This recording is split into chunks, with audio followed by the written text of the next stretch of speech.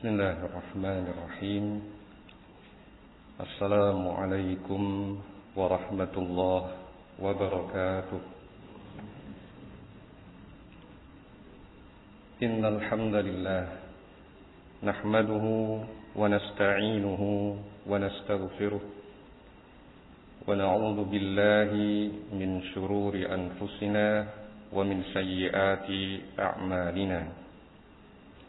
من يهده الله فلا مضل له ومن يضلل فلا هادي له وأشهد أن لا إله إلا الله وحده لا شريك له وأشهد أن محمدا عبده ورسوله اللهم صل على نبينا محمد وعلى آله وأصحابه ومن تبعهم بإحسان إلى يوم الدين. قال الله تعالى في كتابه الكريم: يا أيها الذين آمنوا اتقوا الله حق تقاته ولا تموتن إلا وأنتم مسلمون. يا أيها الناس اتقوا ربكم الذي خلقكم من نفس واحدة وخلق منها زوجها وبث منهما رجالا كثيرا ونساء واتقوا الله الذي تساءلون به والأرحام إن الله كان عليكم رقيبا. يا أيها الذين آمنوا اتقوا الله وقولوا قولا سديدا يصلح لكم أعمالكم ويغفر لكم ذنوبكم ومن يطع الله ورسوله فقد فاز فوزا عظيما. أما بعد فإن أصدق الحديث كتاب الله وخير الهدي هدي محمد صلى الله عليه وعلى آله وسلم وشر الأمور محدثاتها فإن كل محدثة بدعة وكل بدعة ضلالة وكل ضلالة في النار. إخواني وأخواتي في الله رحمني ورحمكم الله. Alhamdulillah, pada kajian kita malam ini yang biasanya kita mengkaji fikih salat Bulughul Maram sampai pada pembahasan tentang sujud tilawah. Dan sujud tilawah itu hukumnya sunnah. Dan saya memandang ada sebuah pembahasan insidental yang penting, karena ini adalah bagian dari rudud ilmiah, pembelaan terhadap ulama sunnah dari syubhat yang disebarkan oleh dari sebagian orang, sebagian pihak yang mendiskreditkan atau ada unsur melecehkan, merendahkan. Di antaranya adalah Dr. Ar-Razi Hashim, MA, dalam salah satu video ceramahnya yang saya dapat kiriman pertanyaan dari seorang akh. Video itu dari sebuah Instagram. Dr. Ar-Razi Hashim ini masih muda. Jadi beliau kelahiran 21 April 1986. Sehingga mungkin kalau nanti saya sebut sedikit-sedikit dengan sebutan adik mungkin masih tidak salah. D. Ar-Razi misalkan. Dia lahir di Kutu Tengah, Payakumbuh, Sumatera Barat pada tanggal 21 April 86 dan menyelesaikan pendidikan S1, S2 dan S3-nya itu di UIN Syarif Hidayatullah Jakarta dengan disertasi S3 berjudul teologi Muslim Puritan, genealogi dan ajaran Salafi. Ada pembahasan tentang Salafi, dan dia mengaku dulunya Salafi, sekarang sudah menjadi Sufi. Dan dia aktif untuk mengisi kajian Sufi dan tasawuf. Dalam potongan video itu, dalam video tersebut, setidaknya ada dua ulama yang dibicarakan, yaitu Syekh Al-Albani dan Syekhul Islam Ibnu Taimiyah rahimahullahu ta'ala. Ketika membahas Syekh Albani, ada unsur perendahan,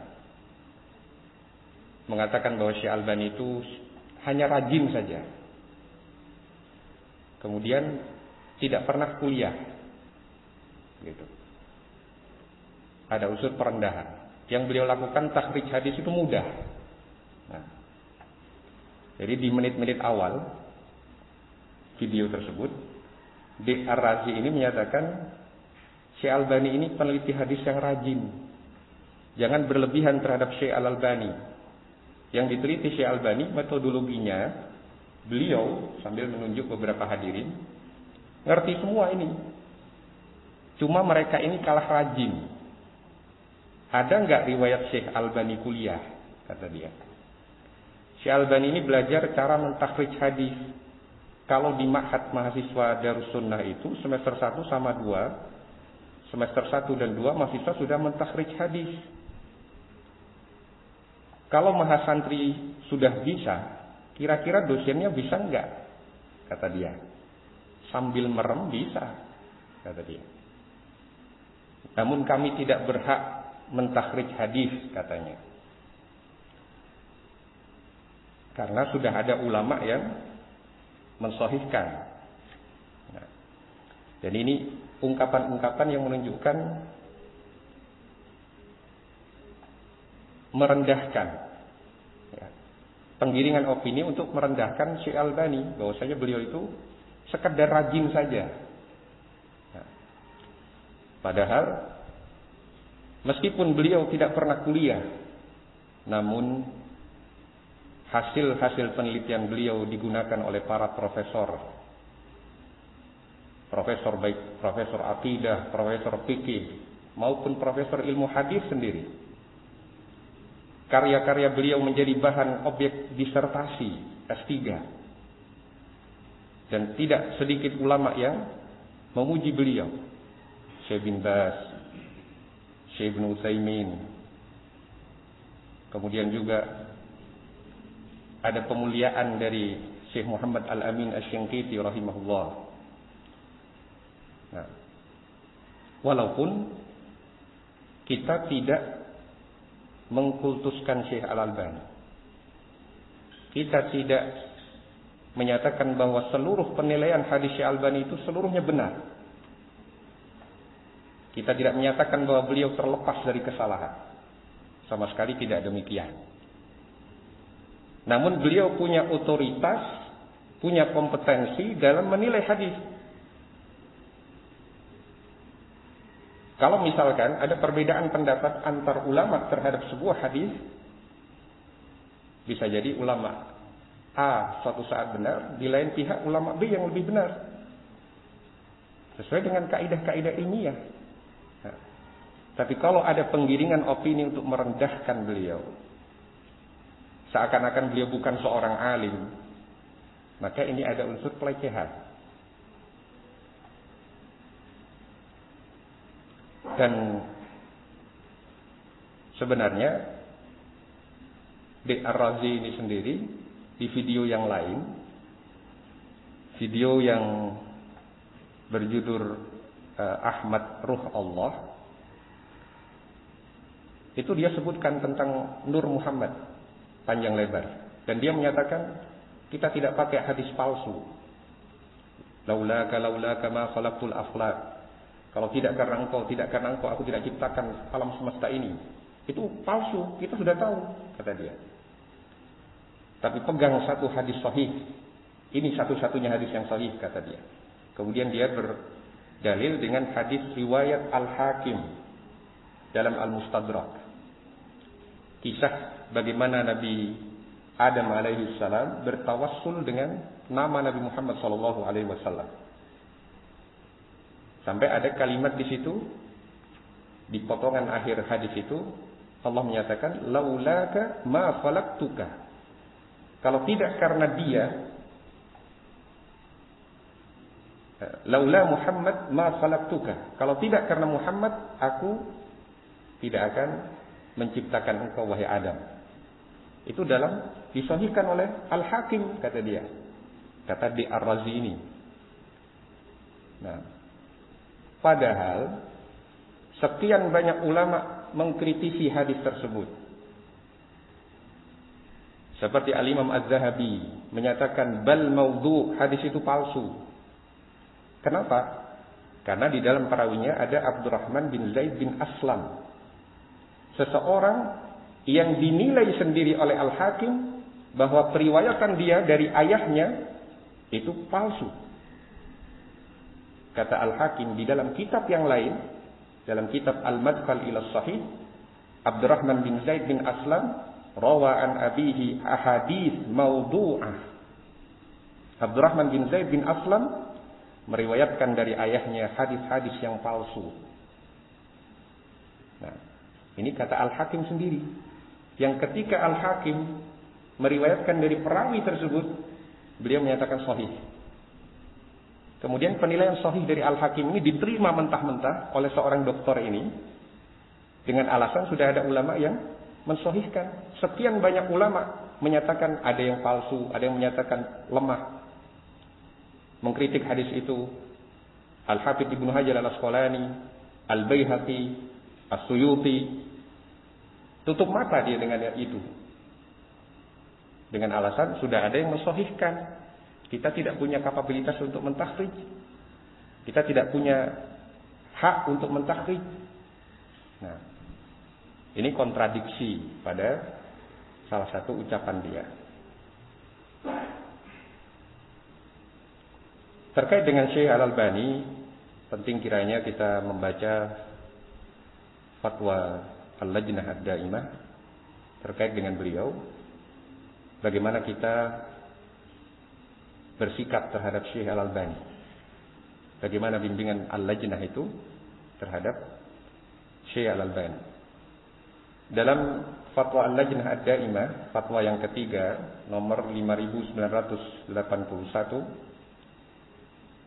Al-Lajnah Ad-Daimah menyatakan ar-rajulu ma'rufun ladaina bil ilmi wal fadli wa ta'zimis sunnah.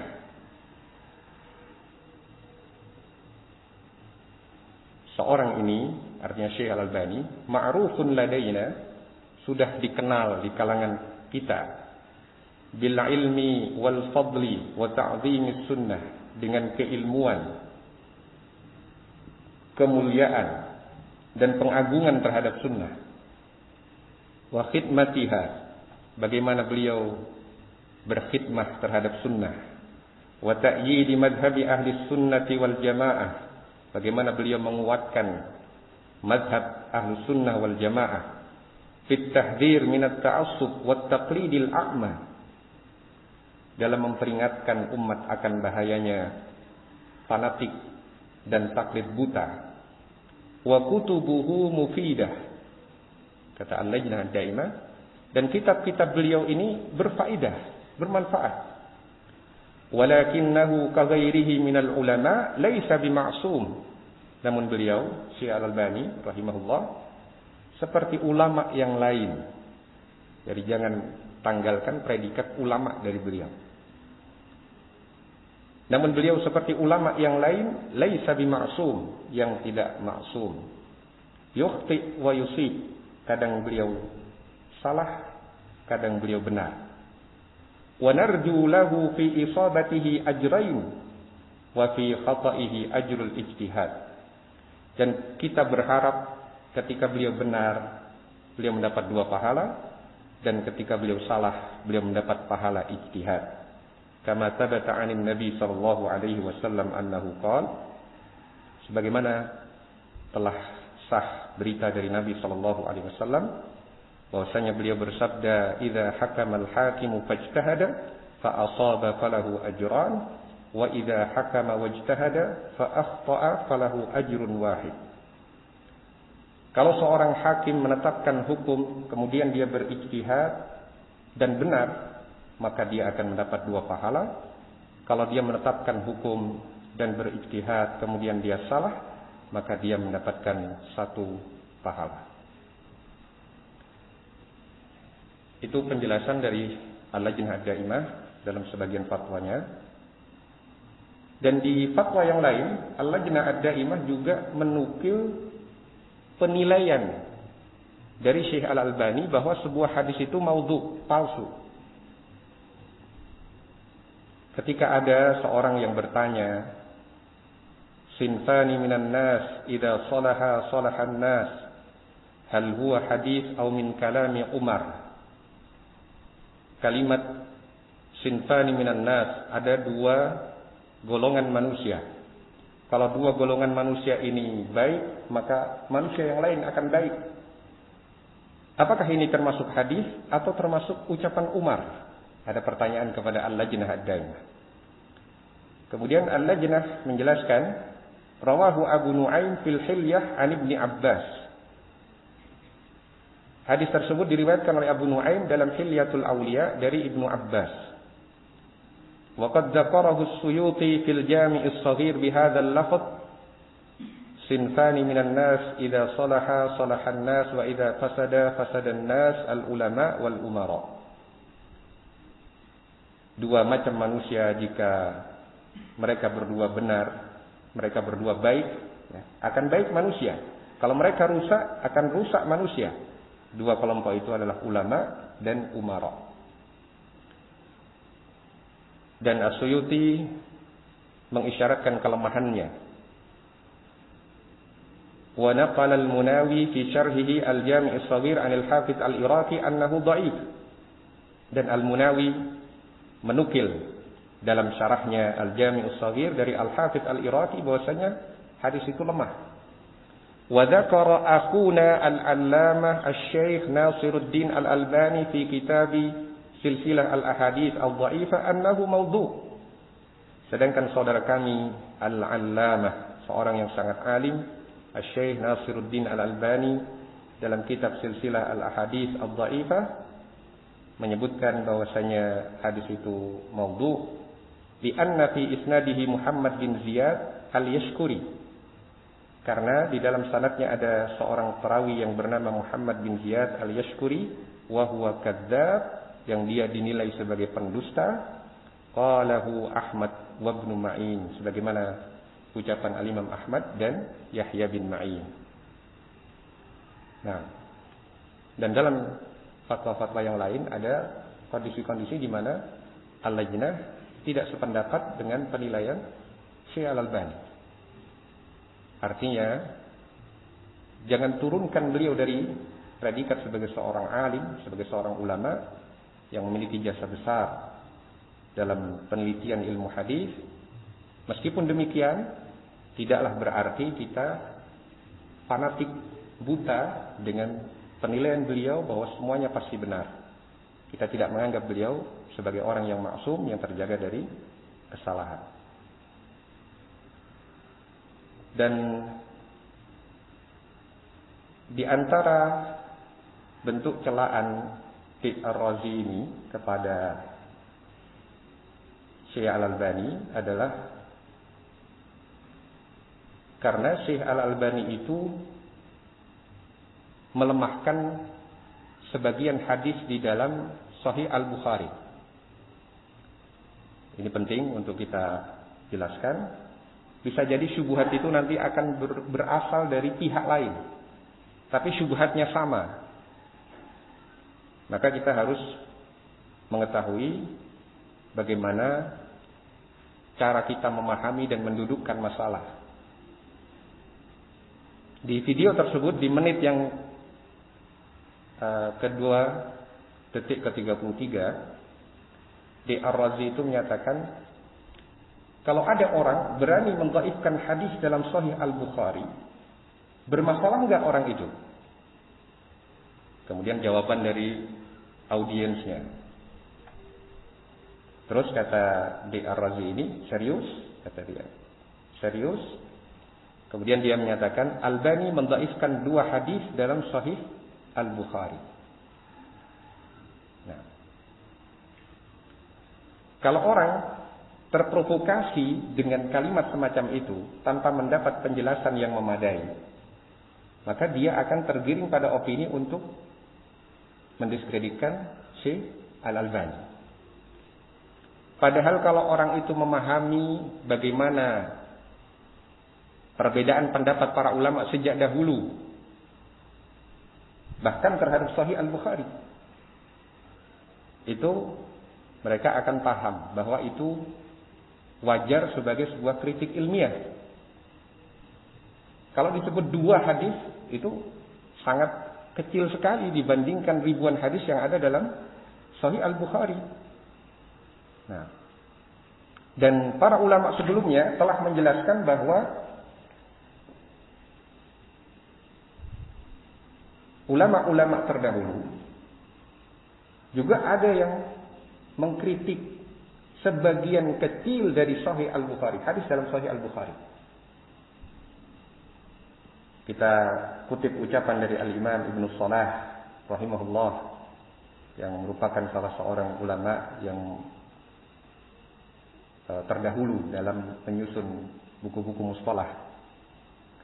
Kata Ibnu Salah dalam muqaddimah Ibnu Salah,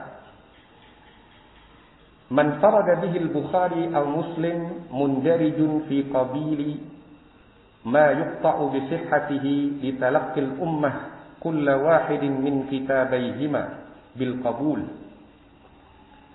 Man farada bihi al-Bukhari, hadis yang hanya diriwayatkan oleh Al-Bukhari atau Muslim atau Muslim saja, Bukhari saja atau Muslim saja, mundarijun fi qabil ma yuqta'u bi sihhatihi, berada pada tingkatan yang bisa dipastikan kesahihannya, li talaqqil ummati kulla wahidin min kitabaihima, karena umat Islam telah menerima kedua kitab beliau itu, kedua kitab beliau berdua tersebut.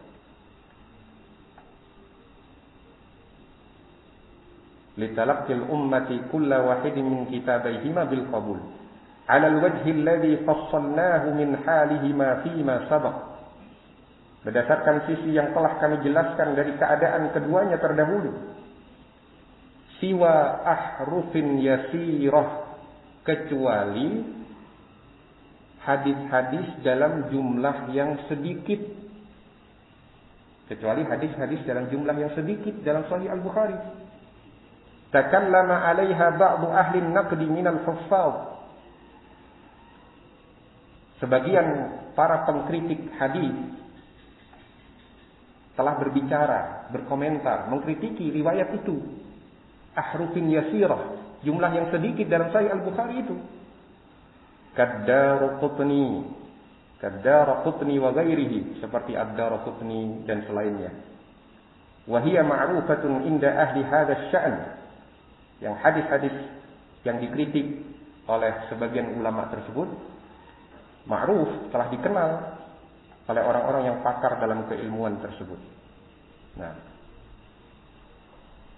itu menunjukkan ucapan Al-Imam Ibnu Salah bahwa sebelumnya sudah ada ulama-ulama ahlul hadis juga yang mengkritik sebagian kecil dari hadis dalam Sahih Al-Bukhari. Nah, demikian juga ketika Al-Imam Al-Bukhari selesai menyusun Sahih Al-Bukhari, ditunjukkan kepada sebagian ulama seperti Ali bin Al-Madini, Ahmad bin Hanbal, Yahya bin Ma'in, ya. Dinukil di dalam Fathul Bari karya Ibnu Hajar. Ulama-ulama tersebut fastahsinuhu wa syahidu lahu bis-sihhah. Ulama-ulama tersebut menganggap baik kumpulan hadis-hadis tersebut dan mempersaksikan kesahihannya illa arba'ah hadis, kecuali 4 hadis. Kecuali 4 hadis. Jadi Syekh Albani berapa hadis yang dikatakan? 2. Kata Ar-Razi 2. Nah, yang mendahului Syekh Albani sudah ada yang mengkritik dalam Sahih Al-Bukhari.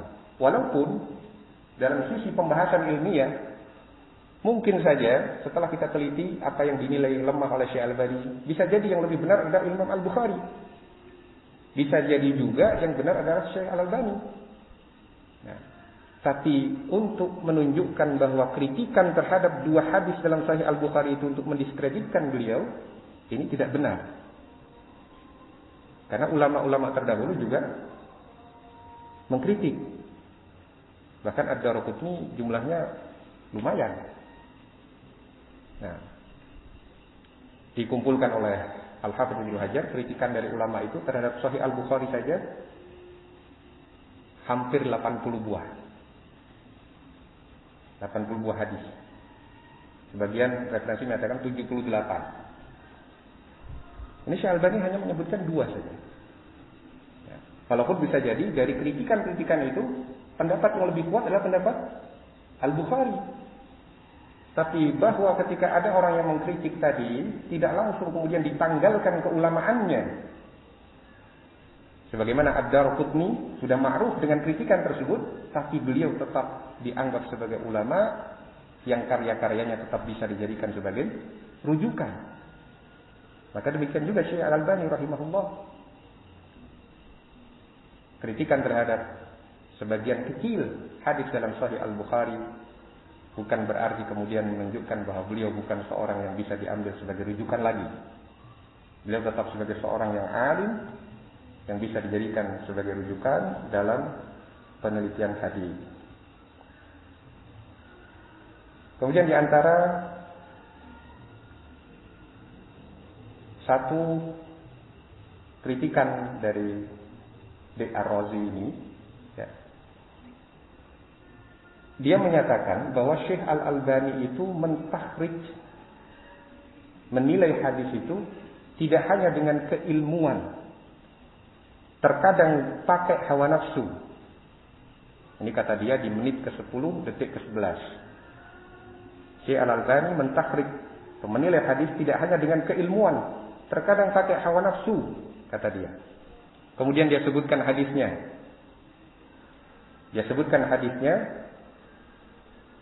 Dia nyatakan hadis ini ada dalam Sunan Abi Dawud, juga ada dalam Musnad Ahmad, dan juga ada dalam Sunan At-Tirmidzi. Hadis tentang bimbingan Nabi, bacaan zikir sebelum sholat, sebelum tidur. Bacaan zikir sebelum tidur. A'udzu bikalimatillahi tammati min ghadabihi wa iqabihi wa syarri ibadihi wa min hamazati syayatin wa an yahdurun. Hadis dari sahabat Abdullah bin Amr bin Al-As. Nah, bacaan zikir sebelum tidur. A'udzu bikalimatillahi tammati min ghadabihi wa iqabihi wa syarri ibadihi wa min hamazati syayatin wa an yahdurun. Barang siapa yang membaca ini sebelum tidur, lan yatadurrahu, tidak akan memudaratkan dia. Kalau dia merasa ketakutan ketika akan tidur, cemas, gelisah, maka kalau dia baca a'udzu bikalimatillahi tammati min ghadabihi wa iqabihi wa syarri ibadihi wa min hamazati syayatin wa an yahdurun, tidak akan memudaratkan dia apa yang dia takutkan.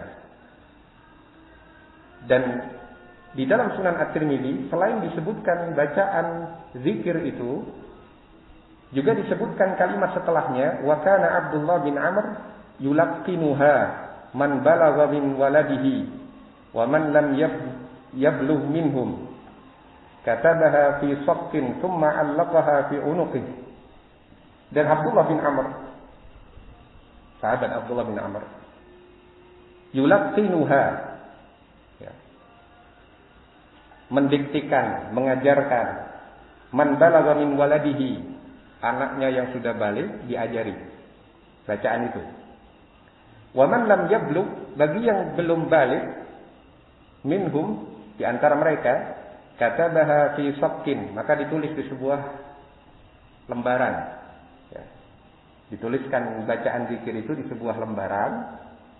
Tsumma allaqaha fi unuqih, kemudian digantungkan di lehernya, di leher anak itu. Nah, Al-Imam At-Tirmidzi menyatakan hadis ini hasan. Tapi Syekh Al-Albani menilai bahwa potongan setengah pertama sahih, setengah berikutnya lemah. Artinya bacaan zikirnya itu sahih. Tapi perbuatan Abdullah bin Amr sampai menggantungkan itu kepada anaknya yang belum balik, dalam tulisan zikir yang dituliskan itu lemah menurut Syekh Al-Albani. Kemudian di Ar-Razi itu menilai bahwa itu menunjukkan bahwa Al-Albani ini menilai hadis dengan hawa nafsunya. Kok separuhnya disahihkan, separuhnya dilemahkan. Nah, ini kalau orang termakan syubhat ini, bisa jadi dia akan membenarkan ucapan itu. Karena di Ar-Razi ini dianggap pakar hadis. Dia, kalau di internet itu ditulis pakar hadis katanya.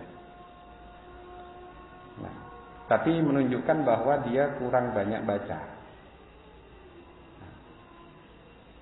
Entah dia tahu atau tidak, pura-pura tidak tahu, wallahu alam. Sebagian ulama ketika menilai sebuah hadis, memang kadang-kala memilah potongan kalimat tertentu itu bisa jadi sahih karena dikuatkan riwayat yang lain. Sedangkan potongan yang berikutnya bisa jadi lemah, itu karena tidak ada penguat dalam satu jalur periwayatan yang lemah. Kenapa Syekh Albani sampai pada kesimpulan seperti itu? Beliau menjelaskan dalam silsilah Al-Ahadits As-Sahihah nomor riwayat 264. Kalau mau dilihat sebagai dua jalur utama, ya, hadis tadi itu ada jalur pertama, jalur riwayat Ibnu Sunni. Jalur riwayat kedua, riwayat At-Tirmidzi, katakan demikian. Riwayat Ibnu Sunni dan yang lainnya, tapi satu jalurnya sama. Itu seluruh perawinya thiqah, kecuali perawi yang bernama Abu Hisham. Jadi satu jalur ini tentang doa sebelum tidur, zikir sebelum tidur. Nah, idza awaita ila firashika faqul, jika engkau akan tidur di pembaringanmu, maka bacalah a'udzu bikalimatillahi tammah min ghadabihi wa iqabihi wa min syarri ibadihi wa min hamazatis syayatin wa an yahdurun. Tidak ada penggalan pernyataan bahwa Abdullah bin Amr melakukan perbuatan mendiktikan kepada anak yang sudah balik, yang belum balik, dituliskan kemudian dikalungkan di lehernya. Di riwayat itu tidak ada. Riwayat Ibnu Sunni ini semua perawinya thiqah kecuali perawi yang bernama Abu Hisham, yang nama aslinya Muhammad bin Yazid. Dinilai lemah oleh sekian banyak ulama seperti Ar-Rifai, Al-Ijli, Az-Zahabi, menilainya lemah. Jadi satu jalur yang hanya berisi zikirnya saja itu lemah. Tapi dikuatkan oleh jalur lain, jalur tadi itu. Jalur At-Tirmidzi, juga Abu Dawud, juga Ahmad. Jalurnya sama, semua. Nah, semua melalui jalur Muhammad bin Ishaq an Amr bin Shu'aib an abihi an jaddihi. Melalui jalur Muhammad bin Ishaq dari Amr bin Shu'aib, dari ayahnya, dari kakeknya. Tidak ada yang keluar dari jalur itu. Yang ada pernyataan bahwa Abdullah bin Amr bin Al-As sampai menggantungkan tulisan zikir itu ke anaknya yang belum balik. Dan riwayat jalur ini mengandung kelemahan dari sisi Muhammad bin Ishaq itu mudallis. Dan seorang mudallis itu, ya, dia kalau meriwayatkan secara an-anah, maka periwayatannya lemah. Periwayatannya lemah, dan itu sudah dipahami oleh para ulama hadis. Nah, maka kalimat zikir tadi, kalau dari dua riwayat itu, ketika digabungkan menjadi kuat. Bacaan zikirnya benar, tapi perbuatan sahabatnya sebagai tambahan yang hanya lewat jalur Muhammad bin Ishaq dari Amr bin Shu'aib, dari ayahnya, dari kakeknya, itu lemah. Wajar bagi orang yang memahami penjelasan tersebut. Dari ulama terdahulu bagaimana? Apa ada contohnya? Kita ambil contoh dalam Sunan Abi Dawud, dalam Kitabus Shalah, bab ma yaqulu ar-rajul fi ruku'ihi wa sujudihi. Sebuah hadis tentang bacaan dalam rukuk dan sujud. Disebutkan sebuah jalur riwayat oleh Abu Dawud an Uqbah bin Amir bimaknahu, dari Uqbah bin Amir secara makna, fakana Rasulullah sallallahu alaihi wasallam idza raka'a qala subhana rabbiyal azim wa bihamdihi thalathan wa idza sajada qala subhana rabbiyal a'la wa bihamdihi thalathan. Adalah Rasulullah sallallahu alaihi wasallam jika beliau ruku, beliau mengucapkan subhana rabbiyal azim wa bihamdihi thalathan. Membaca subhana rabbiyal azim wa bihamdihi 3 kali.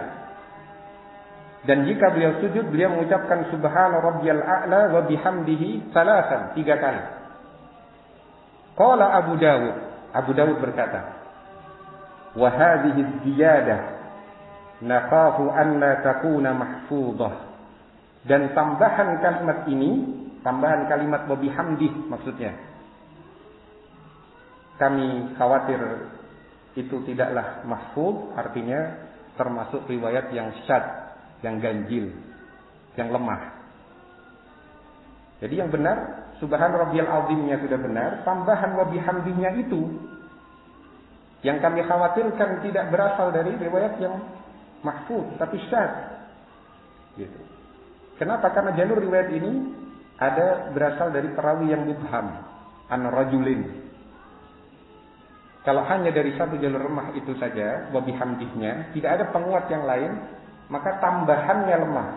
Sedangkan kalimat yang sebelumnya itu kuat, karena dikuatkan oleh jalur riwayat yang lain. Maka ini menunjukkan bahwa yang dilakukan oleh Syekh Al-Albani itu bukan seperti yang dikatakan oleh Syekh Ar-Razi tadi. Nah, baik. Sebelum kita lanjutkan, tafadhol jika adzan terlebih dahulu. Tafadhol.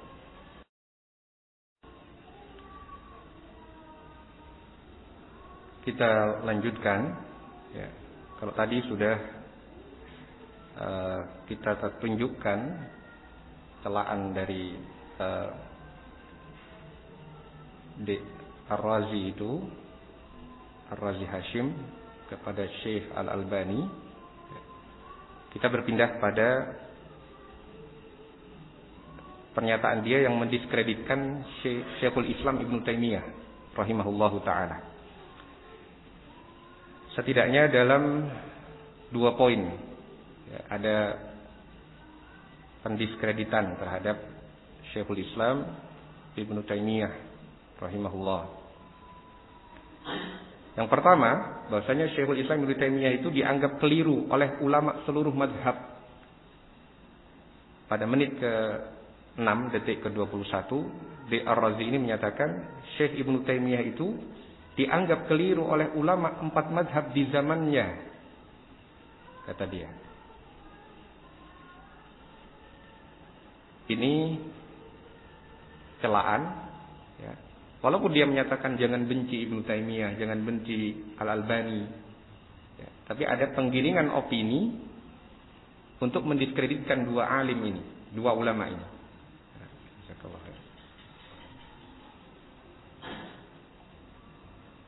Kalau kita melihat di dalam sebagian karya para ulama, ada pujian ulama-ulama dari 4 mazhab terhadap beliau.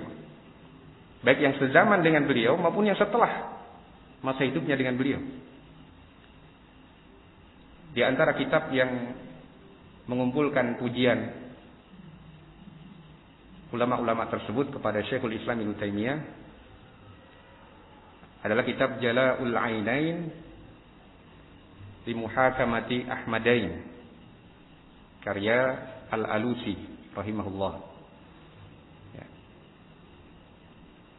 Disebutkan beberapa pujian ulama-ulama yang sezaman dengan beliau dari kalangan ulama Hanafiyah, Syafi'iyah, Malikiyah, Hanabilah. Ya.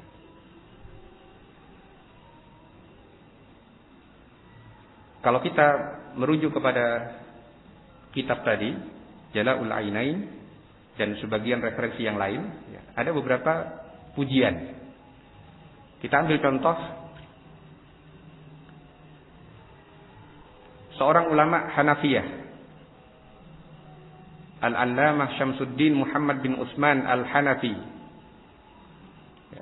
Qadhi Qudah Misr wa Syam.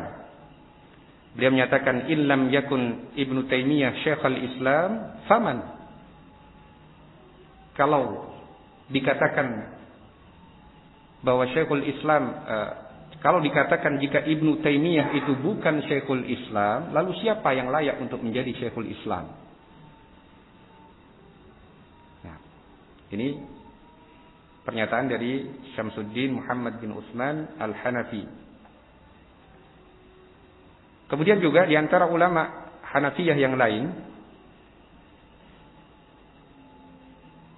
Al-Allamah Zainuddin Abdurrahman At-Tasahni Al-Hanafi, ulama Hanafiyah. Beliau menyatakan pujian terhadap Syekhul Islam Ibnu Taimiyah, kana aliman mutafanninan mutaqallilan minad dunya. Beliau adalah seorang yang alim, yang ahli, dan beliau zuhud terhadap dunia, mu'ridan anha, berpaling dari ambisi terhadap dunia, mutamakkinan min iqamatil adillah. Beliau sangat kokoh ketika menegakkan dalil alal khusum terhadap orang-orang yang mendebat beliau. Hafizan lis sunnah, beliau adalah seorang penjaga sunnah. Arifan bituruqiha, beliau kenal dengan jalur-jalur sunnah tersebut. Jalur-jalur riwayat itu beliau kenal dengan baik. Aliman bil aslain, beliau seorang alim terhadap dua usul, usulul din wa usulul fiqhi, usul agama ini dan usulul fiqh, akidah maupun usulul fiqh.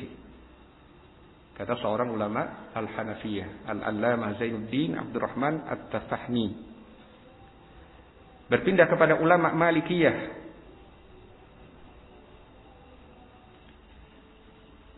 di antara ulama Malikiyah, Al-Allamah Al-Faqih Syamsuddin Al-Bisati Al-Maliki, Qadhi Al-Malikiyah fi Diyar Al-Misriyah. Beliau menyatakan, inna imamata Syekh Taqiyuddin Ibn Taimiyah fil ilmi mimma la yahtaju ila al-istidlal alaihi. Sesungguhnya keimaman Syekh Taqiyuddin Ibn Taimiyah dalam hal ilmu adalah sesuatu yang tidak butuh dalil lagi, tidak butuh bukti tambahan lagi, sudah jelas begitu. Dan di antara ulama Syafi'iyah yang memuji beliau, yang hidup semasa dengan beliau, yang bisa dikategorikan juga termasuk murid beliau, Al-Hafidz Az-Zahabi rahimahullah. Beliau menyatakan kana min buhuril ilmi, bahwa Syekhul Islam Ibnu Taimiyah itu termasuk lautan ilmu. Wa minal azkiya al-ma'dudin, termasuk orang-orang cerdas. Wa zuhad al-afrad, seorang yang zuhud. wasyuja'an al-kibar, seorang pemberani, wal qurama al-ajwad, seorang yang mulia, dermawan. Asna alaihi al-muwafiq wal mukhalif, kata beliau dipuji oleh orang-orang yang sepakat dengan beliau maupun yang menyelisihi beliau. Nah, ini contoh ucapan dari ulama Syafi'iyah. Demikian juga contoh ulama Syafi'iyah yang lain. Al-Allamah Kamaluddin Ibnu Zamlakani, Syekhul Syafi'iyah fi zamanihi, yang hidup sezaman dengan Syekhul Islam Ibnu Taimiyah rahimahullah. Al-Allamah Kamaluddin Ibnu Zamlakani. Kata beliau rahimahullah, kanatil fuqaha min sa'irit tawaif idza jalasuhu istafadu fi madzahibihim minhu asya. Para fuqaha, para ahli fikih dari seluruh kelompok, jika duduk di hadapan Syekhul Islam Ibnu Taimiyah rahimahullah, istafadu fi madzahibihim minhu asya, bisa mengambil faedah ilmu dari mazhab mereka. Ulama mazhab Syafi'iyah duduk di hadapan Syekhul Islam Ibnu Taimiyah, ada ilmu yang seharusnya lebih dikenal oleh ulama Syafi'iyah itu, tapi ada pada Syekhul Islam Ibnu Taimiyah. Yang ulama Syafi'iyah itu mengambil faedah dari Syekhul Islam Ibnu Taimiyah. Ulama Malikiyah juga demikian, Hanabilah juga demikian. Wala yu'raf annahu nadhara ahadan fanqata'a ma'ahu. Tidak dikenal atau tidak pernah diketahui bahwasanya jika beliau mendebat seseorang, berdiskusi dengan seseorang, beliau kalah hujjah. Wala takallam fi ilmin minal ulum, sawa kana ulum asy-syar' aw ghairiha, illa faqa fihi ahla. Tidaklah beliau berbicara tentang sebuah ilmu, baik itu ilmu syariat atau selainnya, kecuali beliau mengungguli ahli di bidangnya.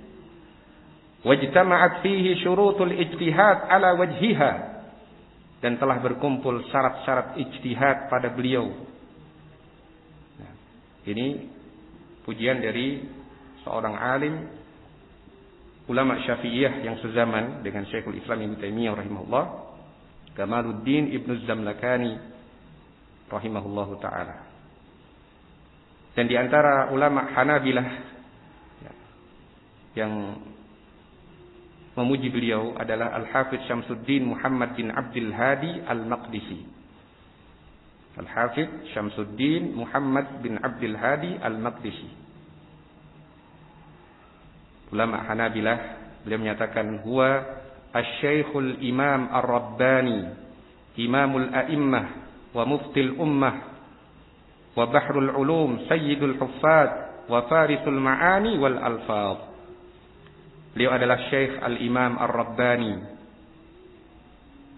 seorang imam, mufti bagi umat ini, lautan ilmu, sayyidnya para huffaz, dan penjaga makna-makna dan lafaz-lafaz dalam syariat.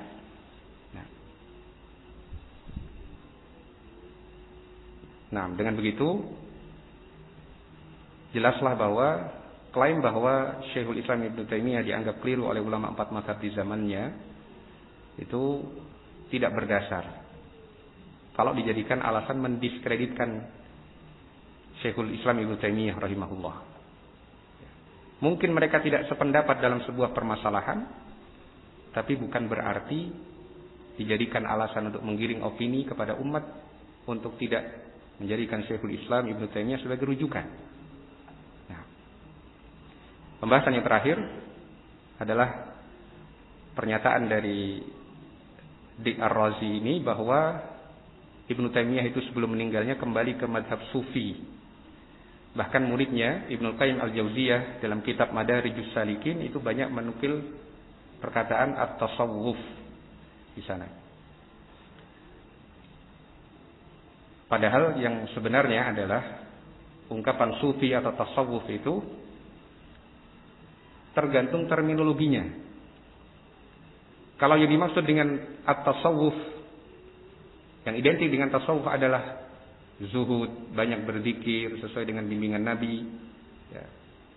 Kemudian juga tidak tamak dengan urusan dunia. Nah, itu bagian yang terpuji. Tapi kalau yang dimaksud dengan tasawuf adalah kelompok-kelompok yang mengada-adakan hal baru dalam agama, cara-cara zikir yang tidak diajarkan Nabi Shallallahu Alaihi Wasallam, bahkan sampai pada keyakinan bahwasanya seseorang bisa bersatu dengan Allah, itu adalah sebuah hal yang menyimpang. Nah, ada pernyataan dari Syekhul Islam Ibnu Taimiyah rahimahullah dalam Majmu' Fatawa beliau, bahwasanya wali Allah itu adalah orang beriman dan bertakwa, disebut apapun mereka. Wa auliyaullah, kata Syekhul Islam Ibnu Taimiyah rahimahullah, dan para wali Allah humul mu'minunal muttaqun. Mereka adalah orang-orang yang beriman dan bertakwa. Sawa'un summiya ahaduhum faqiran, sama saja apakah dia disebut fakir, al-fakir, au sufiyan, atau disebut sebagai sufi, au aliman, atau disebut sebagai seorang alim, au tajiran, atau pedagang, au jundian, atau tentara, au sani'an, atau pengrajin, au amiran, atau pemimpin, au hakiman, atau seorang hakim, au ghaira dzalik, atau selainnya. Qala Allah Ta'ala, ala inna awliya Allah la khawfun 'alaihim wa la hum yahzanun alladzina amanu wa kanu yattaqun. Ingatlah, sesungguhnya para wali Allah adalah orang-orang yang tidak ada perasaan takut pada diri mereka, dan mereka pun tidak bersedih, yaitu orang-orang yang beriman dan bertakwa kepada Allah Subhanahu wa ta'ala.